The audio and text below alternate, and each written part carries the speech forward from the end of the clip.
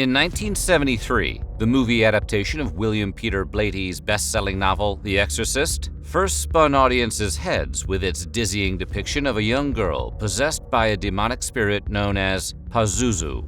But long before he took hold of the silver screen, Pazuzu had already commanded fear and fascination as an ancient demon of Mesopotamian myth. Today, we're talking about the true story behind the demon that terrorizes The Exorcist.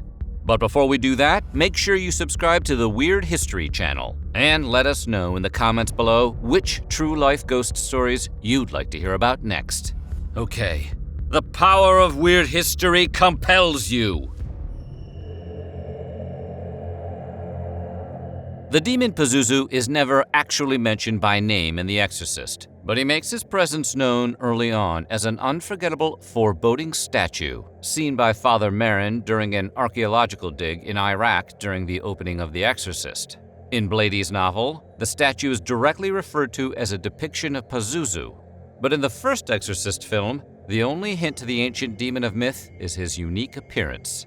Pazuzu in the film, like in many real-world statues and pieces of Mesopotamian art, is portrayed as a combination of animal and human parts, with his right hand pointing upwards and his left hand downwards, like he's trying to signal a squeeze bunt. He has the body of a man, the head of a lion or sometimes a dog, eagle-like taloned feet, 2 pairs of wings, a scorpion's tail, and, of course, a snake where his nether should be. No wonder he's so angry in that movie. Even though director William Friedkin never felt it necessary to refer to the demon by name, Pazuzu made an impression just fine. After all, Pazuzu had been making his presence known for quite some time before his big screen debut. The demonic god enjoyed his first height of popularity from 2000 BCE to 1000 BCE. But while he now exists as the only Mesopotamian demon to become a pop culture icon, during the time of the Babylonian and Assyrian people, Pazuzu was far from the only demonic god to be feared. Pazuzu was part of a royal demonic lineage. His father, Hanbi, was the ruler of the underworld and the king of demons. Oh man, even demons have complicated royal lineages. Not everything needs to be an HBO show, guys. But it was Pazuzu's brother, Humbaba, who was the first member of the family of deities to achieve popular notoriety, thanks to the poem The Epic of Gilgamesh. But he doesn't fare much better than his brother does at the end of The Exorcist, as Humbaba was also vanquished by heroes. But while he failed in the context of that epic poem, Pazuzu's brother paved the way for the demon god in popular culture.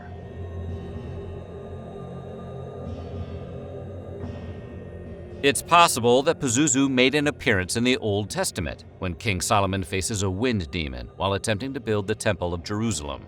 After capturing this bothersome spirit, Solomon learns that its name is Ephippas. According to the Old Testament, Ephippas destroyed the land and murked its people with his fearsome winds. This method of mayhem bore more than a passing resemblance to the stories of Pazuzu, a demon known to control the wind and use his breath to cause considerable destruction and disease 4 miles around. Kinda sounds like Rodan. If this was a depiction of Pazuzu, it's not that surprising that he went by a different name. Like many other ancient demons and gods, Pazuzu has changed dramatically over the years. Plus, he owed a lot of people money. You gotta keep changing names. His first appearance was in an early Babylonian myth where he was called Anzu, or simply Zu. In this form, he was a gigantic bird with the ability to breathe water and fire. Like at the same time? That seems like you're getting in your own way. Later, Pazuzu was known as a demon god and commanded the wind that blew through Babylon and Assyria. These winds were feared by the people of the times, as they often had the power to cause famine, bring locusts, and unleash destructive storms. This is why ancient people often decided to appeal to Pazuzu directly through worship, pleading for him to control the winds in their favor. But why would people pray to a demon for help? Well, while the term demon generally means some kind of evil entity in the modern world, this was not always the case back then. The English word demon is a translation of the Greek word daimon, a word which simply means spirit. In ancient Mesopotamia, demons were not always evil. But even evil demons, like Pazuzu, were still capable of doing good, if they felt like it.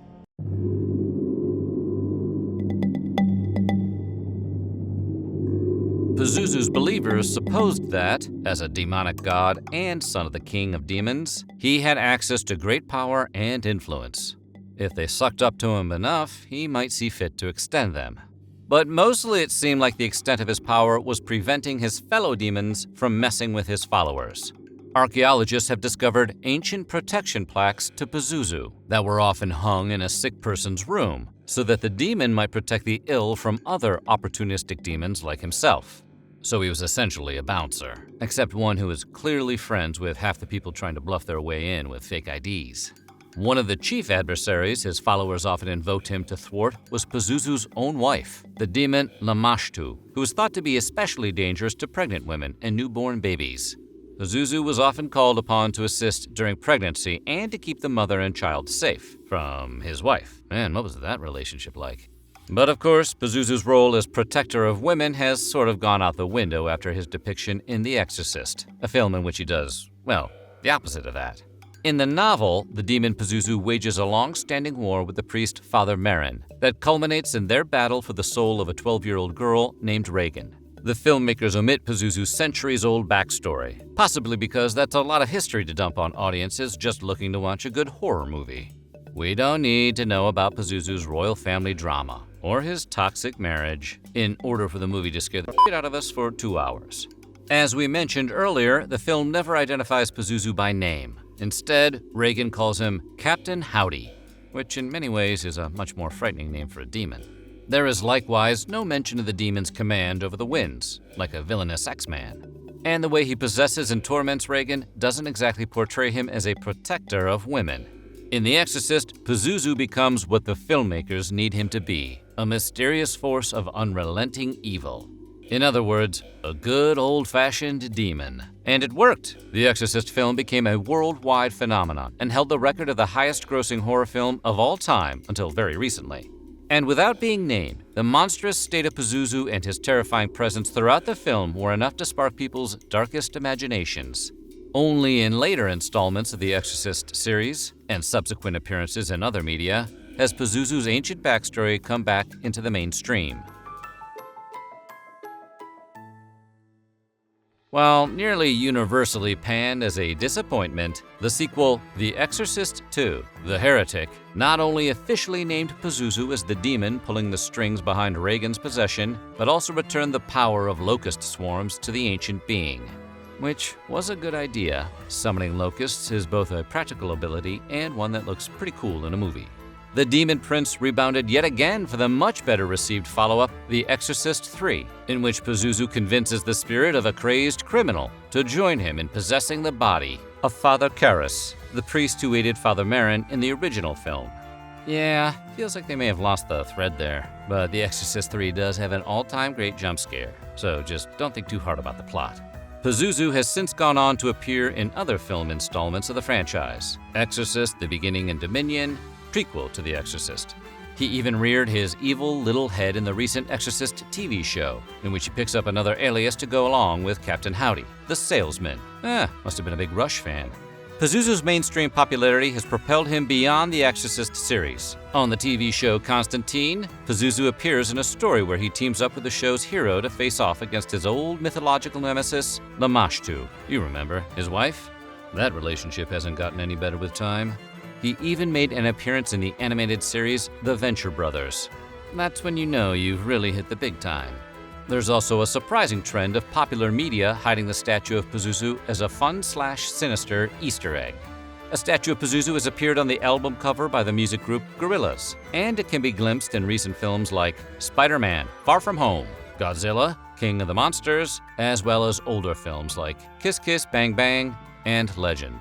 The statue of Pazuzu has now moved beyond its mythic origins and has been co-opted into a sort of mascot for the Exorcist saga as a whole, as well as just a fun little wink some mischievous creators like to include in their work. Sort of like how Red Rum snuck its way into the background of other movies, TV shows, and video games after Stanley Kubrick's The Shining came out. People like to laugh at the things that scare the hell out of them. If horror as a genre serves any purpose beyond pure entertainment, maybe that's what it is. It gives audiences a sense of control over their fears, even if that fear is represented by something as wild as a half-human dragon monster who breathes fire and water, and who just can't seem to patch things up with his wife. With a new Exorcist movie currently on the way, the stage is set for Pazuzu's uniquely bizarre image to take hold of a new generation of horror fans. Just please don't turn the pea soup scene into a TikTok challenge. Or wait, on second thought, please do. So what do you think? What's the scariest moment from the Exorcist series? Know in the comments below, and while you're at it, check out some of these other videos from our weird history.